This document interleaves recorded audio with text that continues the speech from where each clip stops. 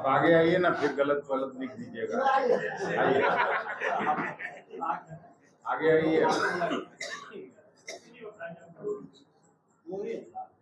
Congress legislature party के नेता आदरणीय शकील अहमद खान साहब, बिहार सरकार के पूर्व मंत्री आदरणीय कृपानाथ पाठक जी, लाल बाबू लाल जी, ब्रजेश पांडे जी, राजेश जी और उपस्थित आप सभी मित्रों, मैं एक विशेष प्रयोजन से आप लोगों को बुलाया। 2005 में पहली बार बिहार में नीतीश जी मुख्यमंत्री बने और 2005 की कैंपेन में भी लगातार बिहार को स्पेशल स्टेटस के दर्जे की मांग वो करते आए। 4 चुनावों में लगातार उनका ये मांग बरकरार रहा। कई बार बिहार विधानसभा में सभी दलों के प्रतिनिधियों को ले जाकर और प्रधानमंत्री जी से भी उन्होंने मांग की और सभी दलों ने उनका इस मुद्दे पर साथ दिया। नीति आयोग का लगातार हर साल जो राज्यों का रिपोर्ट आता है उसको भी अगर ठीक ढंग से देखा जाए तो बिहार हमेशा से पिछड़ता जा रहा है। जो बिहार, हम अभी अपने बजट भाषण में भी इस इशू को उठाए थे और इस डिमांड को प्रेस करके मैं कहा था कि बिहार एक तो हमेशा से सुखाड़ और बाढ़ की समस्या से ग्रसित है, दूसरा सबसे पीछे छूटा हुआ राज्य हो गया। सभी मानकों पर, चाहे वो स्वास्थ्य का मानक हो, शिक्षा का मानक हो, इंडस्ट्रियलाइजेशन का मानक हो, सभी बड़े राज्यों में 28वें स्थान पर, एक आध अगर छोड़ दीजिए तो 27वें स्थान पर है। और जिस तरह से भारत सरकार ने ये मांग खारिज की, ये कह के कि बिहार उस पैरामीटर पर नहीं आता है। मैं उस दिन भी कहा था कि कोई भगवान, अल्लाह और क्राइस्ट तो मानक बनाते नहीं हैं। मानक तो अपना सरकार बनाती है। मानक कई बार पैरामीटर उसको चेंज करके जब करना होता है तो किया जाता है। तो बिहार के मामले में ऐसा क्यों हो रहा है? इसलिए बिहार कांग्रेस ने फैसला किया है और कल भी हम लोग इंडिया गठबंधन के सभी लोगों ने हाउस जाने के पहले इस इशू को उठाए थे। राष्ट्रीय जनता दल, माले और कांग्रेस के सभी हम साथी वहां इस इशू को उठाए थे और हम आज आपके बीच ये घोषणा करते हैं कि प्रदेश भर में इस विशेष दर्जे को लेकर चरणबद्ध आंदोलन बिहार कांग्रेस करने जा रही है। 12 अगस्त को प्रदेश के वरिष्ठ नेतागण सभी जिला मुख्यालय में प्रेस वार्ता करेंगे। 13 और 14 अगस्त को सुविधानुसार सभी प्रखंड मुख्यालयों पर विशेष राज्य के दर्जे को लेकर धरना कार्यक्रम होगा। इस कार्यक्रम में जिला प्रभारी, विधायक, पूर्व प्रत्याशी, प्रदेश डेलीगेट, AICC डेलीगेट अपने अपने प्रखंड के कार्यक्रम में उपस्थित होंगे। द्वितीय चरण में जिला स्तरीय एवं तृतीय चरण में प्रदेश स्तरीय कार्यक्रम होगा। इसकी घोषणा भी हम आगे करेंगे। आज इसी इंफॉर्मेशन को आपसे साझा करने के लिए हमने आपको बुलाया था। मुझे पूरा विश्वास है कि बिहार के इस हक हुकूक की लड़ाई को लड़ने में आपका भी सहयोग मिलेगा। अखबारों में और टीवी चैनल के माध्यम से जनता को भी इस आंदोलन में हिस्सेदार बनाने के लिए आप भी हम सभी का सहयोग करें। सर, 2004 से 2014 तक आपकी सरकार थी, केंद्र में मनमोहन सिंह की सरकार थी, तब भी तो बिहार को विशेष राज्य का दर्जा दिया जा सकता है। देखिए, पहले की स्थिति और आज की स्थिति में फर्क आया है। आप निकाल के देखिएगा, या बराबर मैं इस बात को कहते रहा हूँ क्योंकि फूड मिनिस्ट्री और एग्रीकल्चर मिनिस्ट्री को देखने का हमको मौका मिला कि कांग्रेस की हुकूमत में पहली पंचवर्षीय योजना, द्वितीय पंचवर्षीय योजना में जितना इंडस्ट्रियलाइजेशन हुआ उसमें बिहार अव्वल था। Bihar was the best administrated state in the country ये कोई कांग्रेस पार्टी नहीं कर रही है, बल्कि सरदार वल्लभ भाई पटेल ने मुख्यमंत्रियों के सम्मेलन में कही थी ये बात। और सारा जितना हटिया का कारखाना हो, बोकारो का कारखाना हो, सिंदरी का कारखाना हो, कांटी थर्मल हो, बेगूसराय का जो रिफाइनरी का कारखाना हो, सब तो उसी समय हुआ। और प्रायः सभी जिलों में उस समय चीनी मिल, शकील साहब के जिले में जूट मिल इतना बड़ा, उस इलाके से कितना जाता था बंगाल में और पूरे देश में।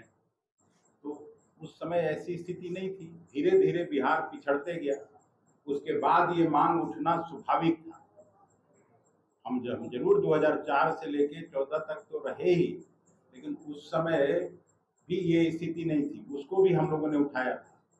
रेल का 3-3 कारखाना लगा था, लेकिन उसके बाद तो बता दीजिए इस 10 साल में क्या हुआ।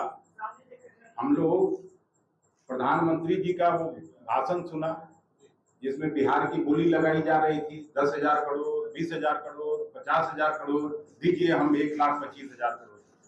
और ये बात उठी ही तब जब बिहार का झारखंड से अलगाव हुआ और सारा मिनरल वेल्थ झारखंड में चला गया। उस समय भी अगर ठीक से आपको याद होगा, उस समय के तत्कालीन गृह मंत्री एल.के. आडवाणी जी ने जब बंटवारा का प्रस्ताव पेश हुआ था लोकसभा में, तो उन्होंने 1,80,000 करोड़ की पैकेज की घोषणा की थी, जिस समय मैं 2000 के विधानसभा में काम करता था। आप लोग अभी भी निकाल के देख लीजिए कि उस समय अटल गृह मंत्री जी थे एल.के. आडवाणी जी, और उन्होंने घोषणा किया था 1,80,000 करोड़ का पैकेज देने की बात कही थी। बिहार को हरियाणा और पंजाब बनाने की बात कही गई थी, लेकिन कुछ हुआ नहीं। और अगर हम लोगों ने नहीं भी किया तो बिहार के साथ जो नाइंसाफी हुई है, चाहे किसी भी रिजिम में हो, उस सवाल को जो जायज है बिहार के लिए, उसको उठाना लाजमी है। लेकिन कांग्रेस के समय यही स्टेट था कि 27% चीनी पैदा करता था, और ये डबल इंजन की सरकार में 27% से 2% नीचे चला गया। प्रायः सभी चीनी मिलों के दम से धुआं निकलता था और चीनी मिल चलता था। आज कितना चीनी मिल चल रहा है? आप तो नॉर्थ बिहार के रहने वाले, आप ही बता दीजिए। यहाँ बेटा में चीनी मिल था, वारसलीगंज में चीनी मिल था, गुरारू में चीनी मिल था, सब तो चलता था। नॉर्थ बिहार में तो सब जगह था।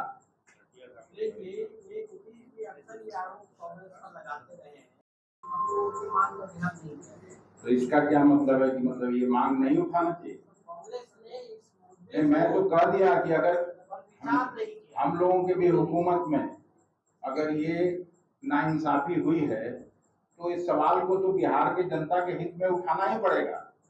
मुख्यमंत्री जी 20 साल से 2 साल अगर हटा दीजिए तो लगातार मुख्यमंत्री हैं और लगातार इस सवाल को उठाते रहे। पटना विश्वविद्यालय को सेंट्रल विश्वविद्यालय बनाने की बात उठाते रहे, और उनका ये मांग अगर अनसुनी की जा रही है। इस बार लोगों को जिस तरह से सरकारी पार्टी, सत्ता की पार्टी कही कि बिहार को बहुत कुछ दिया गया, तो क्या दिया गया भाई? सड़क तो हर राज्य में बन रहा है, और ये योजना तो पहले की है। आप लोग कहिएगा तो उसको भी मैं बता सकता हूँ।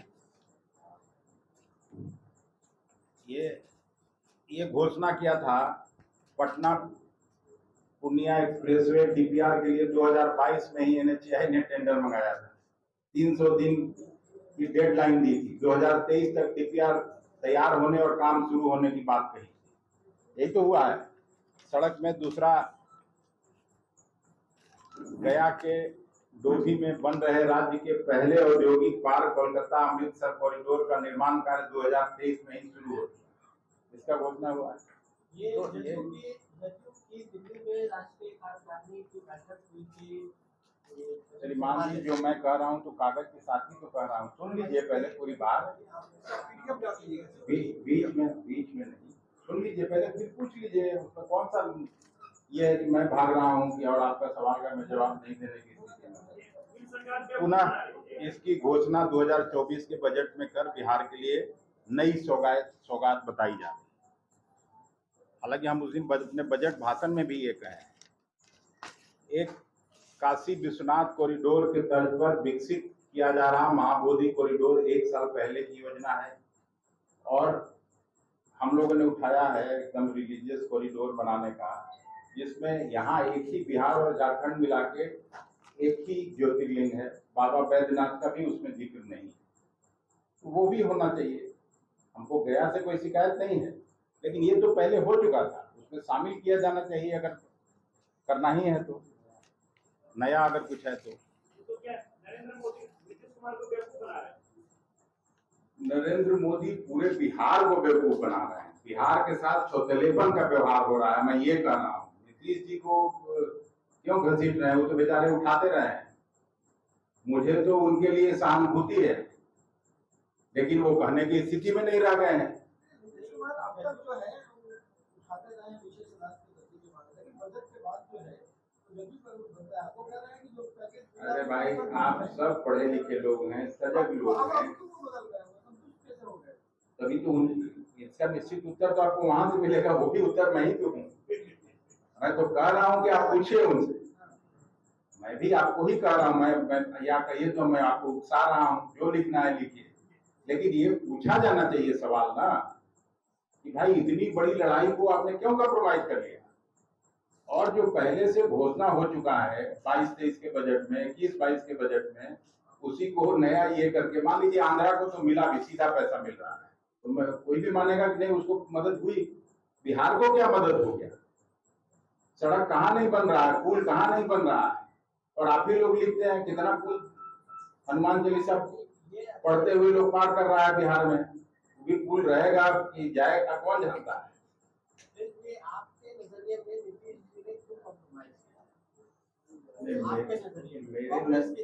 मेरे नजरिए से मैं जो कुछ भी हो, लेकिन इसका तो उत्तर और निश्चित उत्तर मुख्यमंत्री जी ही दे सकते हैं, और ये सवाल उनसे पूछा जाना चाहिए। हम भी पूछ रहे हैं आपके माध्यम से कि क्या कंप्रोमाइज हुआ है, वो बिहार के लोगों को जानने का हक है। आपको क्या लग रहा है, क्यों क्या हुआ? अरे भाई, सवाल है उनका, आप पूछ रहे हैं आप हमसे, हम तो अपना कार्य योजना जो बिहार प्रदेश कांग्रेस का है वो मैं आपको बता दिया, वही बताने के लिए मैं बुलाया था कि हम लोग चरणबद्ध तरीके से इस आंदोलन को आगे बढ़ाएंगे, और जब तक बिहार को स्पेशल स्टेटस का दर्जा नहीं मिलेगा, हर एक कांग्रेसी इस आंदोलन में लड़ते रहे। मोदी जी के बारे में आप अब आज इसी सवाल को, इसके लिए फिर कल परसों भी बैठेंगे हम लोग। कहाँ नहीं बन पा रही है? अरे आप चाहते हैं तो हम बना देंगे, उसमें कौन सा ही है, आपके इच्छा के अनुसार बना देंगे। कौन डेट तक चाहते हैं? नहीं, हम ये सब हम तो बोल रहे हैं, आपसे सलाह लेंगे, नहीं आपसे सलाह लेंगे। आप एक दिन मेरे घर पर चाय पीने चले आइए, आप चाहते हैं तो। एक मिनट।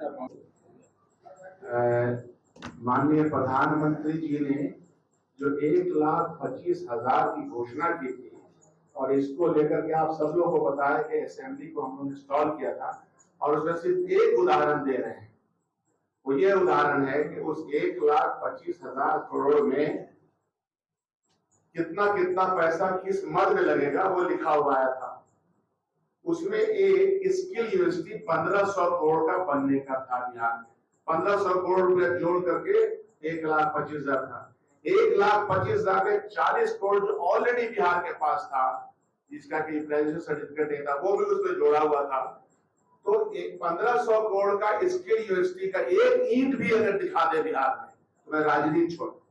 ये है छल, ये है प्रपंच भारतीय जनता पार्टी और उसके विचार। दूसरी बात यह है कि 2004 से लेकर 2014 के बीच में केंद्र का कितना प्रतिशत औसतन बिहार में लगा, तुलनात्मक तरीके से अगर आप देखेंगे, और ये माननीय आज के प्रधानमंत्री के जमाने में तुलनात्मक तौर पर बिहार में कितना पैसा केंद्रांश का लगा और स्टेट का कितना लगा। एक गरीब राज्य को केंद्र 2004 से लेकर 2014 तक कितना मदद किया, और एक गरीब राज्य को 2014 से के बाद से आज कितनी मदद हुई, वो आपके सामने सरकारी आंकड़े आपके बोलते हैं। आपको पता है कि मनरेगा का पैसा अभी तक नहीं मिला। पिछले बार जब हमारे साथ सरकार थी तो 4 मंत्री उठ के बोलते थे कि केंद्र ने हमारा पैसा रोक रखा है कई सालों से, 10-10 चिट्ठियां लिखी। सारे मिनिस्टर जो उस वक्त जो आज उधर हैं उनका ये वक्तव्य है, आप विधानसभा के पटल को देख लीजिएगा। तो इसलिए छल करने वाले लोगों का सहयोग है, हम लोग छल नहीं करते। चिदम्बरम जी के जमाने में एक कमेटी की शुरुआत हुई थी विशेष राज के दर्जे उसके स्टडी के लिए, वो आप सब लोग को याद होगा, रघुराम राजन कमेटी। तो इसलिए हमारे परफॉर्मेंस पे, हमारी नियति पे शक मत कीजिए। शक ये कीजिए कि ये दोनों का जो गठजोड़ है, जो बेमेल है, और जिसमें सिर्फ और सिर्फ जिसको कहते हैं कि विरोधाभास है, यह बिहार राज्य को या देश को कोई अच्छा काम करके नहीं देंगे। धन्यवाद। चाहते हैं एक एक अपने मित्रों से बात की है, बाहर भी कर लेंगे बात। वो बात आज तो जो अध्यक्ष जी ने जो प्रस्ताव हमारे सामने है उस पे जो आंदोलन की रूपरेखा, संघर्ष की रूपरेखा बन रही है, वो चरणबद्ध तरीके से उस पे प्रश्न किया गया। रेफरेंस में आपने जो ये देश की सरकार हमारे साथ क्या छल कर रही उसके बारे में इन्होंने बताया और बहुत ही सफाई से बात हो गई। धन्यवाद। इंडिविजुअल बात हो चुकी है जी, उसमें तो जनता दल यू को ही फैसला करना है।